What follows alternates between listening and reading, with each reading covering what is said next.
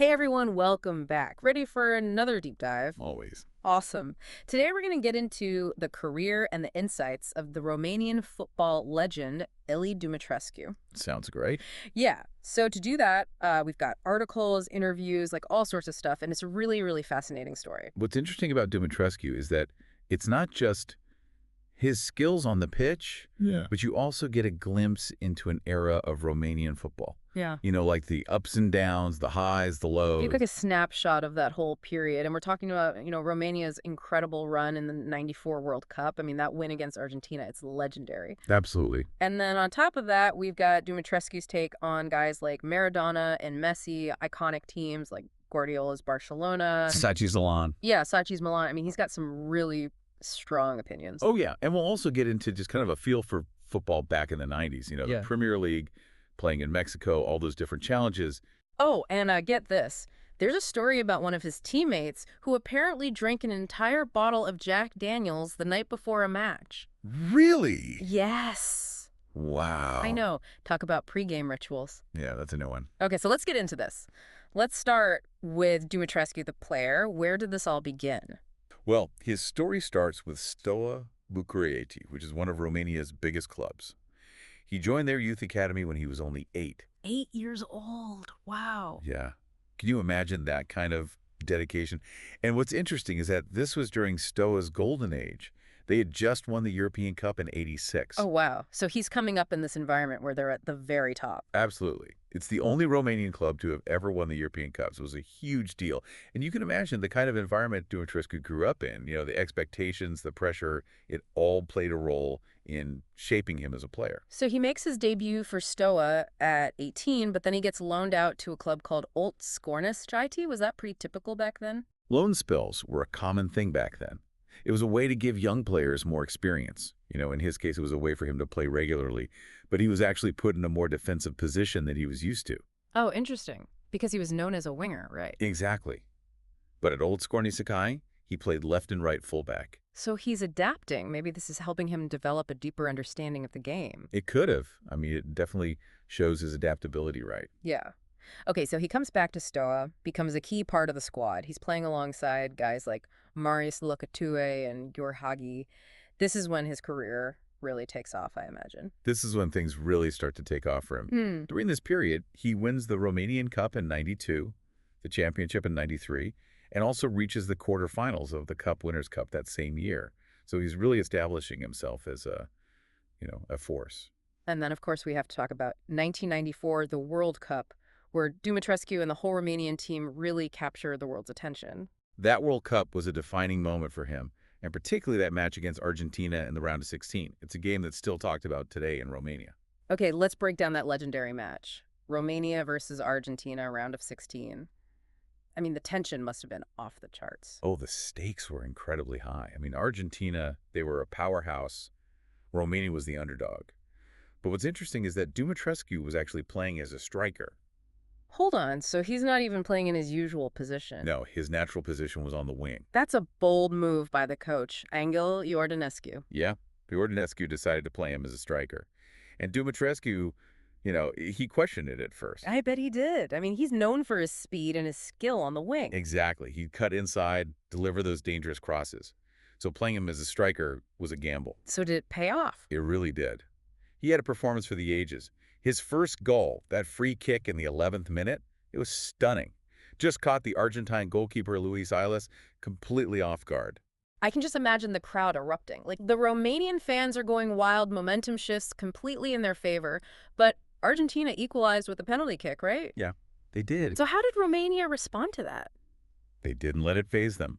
Minutes later, this beautiful team play unfolds. You've got Gheorghe Popescu, Ilie Dumitrescu, then this pinpoint pass from Hagi to Dumitrescu, and he just slots the ball into the net. His second goal of the match. It was beautiful. 2 goals in a World Cup match against I Argentina. know. What a story. Unbelievable. But it didn't end there, did it? Not even close. Okay, tell me more. So in the second half, Dumitrescu starts this breathtaking counterattack. So he's in his own half, shields the ball, turns, and he takes off on this solo run, sees Hagi making a run on the right, and delivers this perfectly weighted pass. Hagi finishes it with a brilliant strike. So it's 3-2 Romania conquers Argentina. This is a victory that echoes through Romanian football history. Oh, absolutely. It cemented Dumitrescu's status as a national hero, and it showed the tactical brilliance of Iordanescu, right? And just the incredible potential of Romanian football on the world stage. And this team had guys like Hagi and Popescu and Raducioiu. I mean, they were a force to be reckoned with. And speaking of Hagi, Mm. Dumitrescu ranks him as the best player at that World Cup, ahead of Romario, Baggio, even Stoichkov. And that's coming from a teammate who just delivered a masterclass himself. High praise. It's incredible to think that Romania was so close to reaching the semifinals. What happened in that quarterfinal match against Sweden? It's a real tale of what ifs. Hmm. After a really tense goalless draw, the game went into extra time. Sweden takes the lead. Rodiusiu equalizes for Romania, and that sends the match to a penalty shootout. Ooh, penalty shootouts. I mean, talk about a test of nerves. What happened? Well, so Sweden missed their first penalty, which gave Romania this psychological edge. But then Dan Petrescu missed Romania's fourth penalty. Oh. Dumitrescu actually scored his, which kept their hopes alive. But then Miodrag Beladici misses the final penalty. Oh, man. What a heartbreak. So close. I know. Dumitrescu must have been devastated. He's talked about the regret over Petrescu's missed penalty and just how close they were. They were one penalty kick away from the semifinals. It's just brutal. I mean, it's a testament to, how much emotion is involved in football at that level. It's everything. It really is.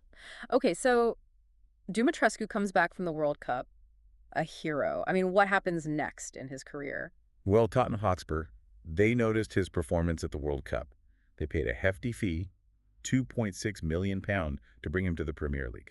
Wow. The Premier League in the 90s, that must have been a huge change from playing in Romania. It was a completely different world. I mean, the Premier League was known for its physicality, its speed, And for Dumitrescu, it was a chance to test himself against the best. It was really becoming a global phenomenon too, wasn't it? Oh, yeah. So his time at Tottenham, was it all smooth sailing? He had a good start under Ozzy Ardiles, but when Jerry Francis took over as manager, things got a little rocky. And eventually, Dumitrescu got loaned out to Sevilla in La Liga. Okay, so from the Premier League to La Liga, quite a journey. He had a good spell with Sevilla, but the club didn't want to meet Tottenham's asking price. Oh, so you had to go back to England. Yeah, back to the Premier League. But that didn't really go as planned, did it? It didn't. He got sold to West Ham, where Harry Redknapp, the manager, was a big admirer of his. But he had work permit issues that cut his time short, and he ended up a free agent. Wow, what a whirlwind. Yeah. So what does a world-class player like Dumitrescu do when, the Premier League door closes? He heads to Mexico. That's right. In 1996, he signs with Club America, one of Mexico's biggest and most successful clubs. Wow. And a year later, he joined their rivals, Atlante. I feel like this part of his career often gets overlooked. It's pretty amazing that he was willing to take on those new challenges. I think it shows his resilience and his willingness to, really embrace those new experiences. Playing in Mexico must have been wildly different from playing in Europe. He described it as incredibly competitive. He talked about the speed of the players and the altitude and the heat. He even said dribbling was harder in Mexico than in England. Really? That's wild. But beyond the football itself, he adapted to a whole different culture. Right. I mean, that speaks to his personal growth, too. Absolutely, it does. Okay, so after 2 years in Mexico, he decides to return to his roots. Steaua Bucharest. Kind of a homecoming. In 1998, he rejoined Steaua, bringing all that experience and leadership to this new generation of players. So it's really a full circle moment for him. And it was a short-lived return, right? Because at 29, he announces his retirement. That's so young, especially for someone who's been so successful, played in a World Cup, top leagues. Why retire so early? It surprised a lot of people, but he said that he'd lost his motivation. He'd achieved so much, played at the highest level. Maybe he felt like he had nothing left to prove. It's a reminder that even for these top-level athletes, the drive and the passion, it can fade. And sometimes you have to know when to walk away. Yeah, that's a good point. It really is. And that brings us to the next chapter, right? What did he do after he hung up his boots? His post-playing career, yeah. Exactly. Before we get into his post-playing days, I'm kind of curious about his thoughts on the game itself. Like, we have his insights on these iconic players and teams straight from the source. Oh, absolutely. Yeah. His perspective is invaluable. So we're basically getting like a master class from someone who's, been there and done that. let's dive into the mind of Ilie Dumitrescu, the analyst. Let's start with his take on Maradona and Messi, two of the greatest to ever do it. I mean, that's a debate that never seems to end. Maradona versus Messi. Right. And it's interesting because Dumitrescu doesn't actually just pick one. Oh, really? He talks about, how important it is to understand Hmm. the different eras they played in, like Yeah. the context. Yeah. The game's changed so much, it's almost impossible to compare players from different generations. It's apples and oranges. Exactly. So, he acknowledges Maradona's dominance in the 80s, right? I mean, he was unparalleled then. Right. But he also recognizes Messi's incredible consistency and brilliance in the modern game. I like how he doesn't try to put one down to praise the other. It's more like he's appreciating their greatness in their own time. Exactly. And, you don't often get that in these really heated debates. Right. But it just shows Dumitrescu's ability to really analyze things on a deeper level. Not just looking at the stats or rankings, but like the nuances. The complexities, exactly. So he's got that same approach when he talks about teams too, like when he compares Guardiola's Barcelona and Sacchi's Milan. I mean, two dominant teams that revolutionized football. What were his thoughts on those two? Well, he recognized the attacking brilliance of Guardiola's Barcelona. Right. Their style is just The possession-based style is like a defining moment in football. beautiful football.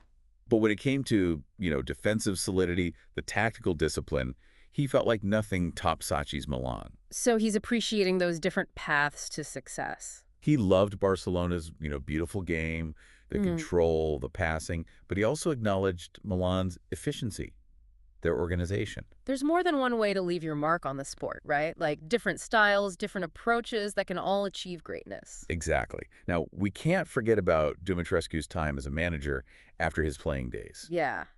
He had a pretty extensive coaching career, didn't he? He did. He managed in Romania, Greece, Cyprus, and he even had a brief but kind of a tumultuous return to Steaua Bucharest in 2006. So he's got this whole managerial career, but it wasn't without his challenges, right? Yeah, he faced some criticism for his style at times. His strong personality led to clashes Yeah. with owners, different officials. It seems like whether he's a player or manager, he was never one to shy away from saying what he thinks. And that's what makes him such a great analyst, right? I mean, he's Yeah. so direct. He's honest. Yeah. So after he left Steaua in 2006, he kind of shifted his focus and became a prominent television pundit. He also got into some business ventures. So let's talk about his television career. I mean, he's known for being for his sharp analysis and being very honest, sometimes brutally honest. Like he doesn't sugarcoat anything. What's great is that he brings the same kind of passion and intensity from his playing days Right. into the commentary box. Yeah, he's not holding back. And, he calls it like he sees it, whether he's praising a brilliant play or criticizing a tactical blunder. And the fans love him for it. Yeah. But, it's not just about entertainment. His analysis really does dig into the tactical nuances, the player psychology. He talks about the historical context. It's like he's bringing all that experience, all that knowledge into the commentary. Exactly. So it's like he's giving the fans this peek inside the mind of a top-level player and manager. It's educational. It really is. And I think that's why he's so respected. He's somebody who's experienced the game at the highest level, and now he's sharing it with everyone. So we've covered his early days at Stoa, his World Cup heroics, his experiences abroad, his career after playing. But I think there's another side to Dumitrescu that we need to explore, the personal side. Yeah, we've focused a lot on the professional achievements, but to really understand Ilie Dumitrescu, we have to look at the anecdotes, the stories that reveal the man behind the legend. Now things get interesting. Yeah. It's amazing how, even after all these years, his story still continues to surprise us. It reminds us that, behind every great athlete, there's this human being with their own unique experiences. So I want to start with something that really caught my attention, his pre-match ritual. Yes. The Blessed Basil. Wait, blessed basil. Yes, it really shows the influence of his family, particularly his mother, who was very devout. Okay, so what's the story with the blessed basil? So before every match, Dumitrescu would place this blessed basil in his shin guards. Wow. It was a ritual, rooted in his mother's religious beliefs. So it's this mix of faith and superstition, a mother's love, all woven into his game day prep. Yeah, it's fascinating. And speaking of traditions, we can't forget that story about his teammate who drank an entire bottle of Jack Daniels the night before a match. Oh, yeah. This is the one. I mean, I'm not condoning this behavior, but the fact that this player could, not only play, but actually excel the next day after a night of heavy drinking is unbelievable. He shared this anecdote, and it really, highlights those different approaches and also just the resilience of some players. I mean, Wow. it's just wild. He even shared a room with this teammate. He witnessed the whole thing. The guy had his Jack Daniels with Pepsi. Apparently, the staff, they knew better than to intervene. And the next day, he was unstoppable, just completely unfazed. It really makes you wonder about human performance, right? Like the limits, the power of mental fortitude. It's incredible. Yeah, and it also kind of speaks to the individuality of athletes. Right. What works for one might not work for another. Right. And it also touches on the culture at the time, too, right? Absolutely. Especially in the Premier League. Like the drinking culture was a very different thing back then. Yeah. And it reminds us that the world of professional sports is not always glamorous. Right. It's full of contradictions. Exactly. Full of stories that just defy logic. And speaking of defying expectations, there's also that incredible story of his mother predicting his 2 goals against Argentina. Wait, what? This sounds almost mystical. I know. So on the morning of the match, his mother told him that she'd had a dream where he'd scored 2 goals. No way. It's crazy, right? Yeah. And it adds this whole layer of emotion to that victory. I mean, this is like something out of a movie, right? A mother's intuition, this premonition, and then Dumitrescu goes out and fulfills the prophecy on the world's biggest stage. That's incredible. I know. And the story doesn't even end there. After the match, fans, they gathered outside his family's home to celebrate. His mother was overwhelmed with joy. She told him that she could die peacefully after seeing his performance. Wow. It's so powerful. I mean, it shows you how much sport can unite people. These moments of shared joy, national pride. It reminds us of that connection between families and the athletes they support. Like in that moment, it's not just personal glory. It's like he brought so much happiness to his loved ones. There's also a tragic side to the story, right? Yeah, what happened? His mother passed away 2 days after the Argentina match. Oh, wow. It's just this poignant reminder of life's fragility, and how important it is to cherish the people we love. It adds this layer of sadness to what was this incredible moment in his career. Life is full of joy and sorrow, victory and loss. It's all part of it. It really makes you reflect. So we've explored the highs and lows, the personal, the professional. What a story. It's unbelievable. It really embodies that transformative power of football. Not just for the players, but for the fans, for the families. It's a privilege to be able to just kind of go into this guy's life and career. It's amazing. What stands out to you as the most remarkable aspect of his story? I think what's really remarkable is his belief in himself. Yeah. Even when things were tough. Yeah. Whether he was bouncing back from setbacks or adapting to new situations or just embracing those, unique pregame rituals. Yeah. He always seemed to rise to the occasion. I think that resilience, that inner drive, that's what separates the good from the great. It really does. I mean, all these twists and turns, the blessed Basil, his teammate, and the Jack Daniels, his mom's prediction, and then that ending with his mom, man, it's powerful stuff. Yeah. It really shows you how much football is intertwined with life. Yeah. All those big moments, the joy, the sadness, the family. And what really stood out to me was how honest he was about retiring early. Hmm? A lot of guys would try to hang on, squeeze out those last few years, but he was like, nope, the passion's gone. He walked away, and on his own terms. It takes a lot of self-awareness to do that, to Yeah. recognize, hey, there's more to life than just playing. Right. And he's had all this success in business. He's this respected analyst. It seems like he's happy. Yeah. He even said, if you don't have balance, money will never be enough. Mm. And that's coming from a guy who played at the highest level, experienced all those financial rewards. It makes you think. It shows you how important it is to find that fulfillment beyond just, material success. To have a good life, the relationships, a purpose. Absolutely. So after this deep dive, what's the one thing you hope our listeners will take away? What do you want them to be thinking about, long after we're done here? What really fascinates me about his story is how it kind of reflects the evolution of football. He started out when Romanian football was really on the rise. Then he saw how global the sport was becoming, playing abroad. And now he's offering this commentary on the modern game, which is so different from when he played. He's almost like a bridge between those different eras. He's connecting the past and the present and the future of the sport. Yeah, I think so. Yeah. And for you listening, I hope this deep dive sparks that curiosity to learn more about Romanian football, to understand how much globalization has changed the game, and maybe even to reflect on your own football memories. You know, Yeah. those players and teams that made you love this sport. I love that. I keep thinking about that image he described after that loss to Sweden. The team just lying on the pitch, dejected, and there's this one cloud casting a shadow over them while the rest of the sky was sunny. What a metaphor for the ups and downs, the victory and defeat. But even in that moment of, Yeah. disappointment, you still sense this hope, like the Yeah. sun's going to break through the clouds. That's what's so great about football, though, right? Yeah. That resilience, the passion, the belief that even after a loss, there's always another match, another chance to go for it. Exactly. So as we wrap up, think about this. What are your football memories that bring up those same emotions, those moments, players, or teams that have stayed with you? Hold on to those memories, explore the stories behind them, and let the passion of the game keep inspiring you. That's a great thought. And on that note, we'll sign off. Until next time, keep exploring, keep learning, and keep diving deep into the world around us.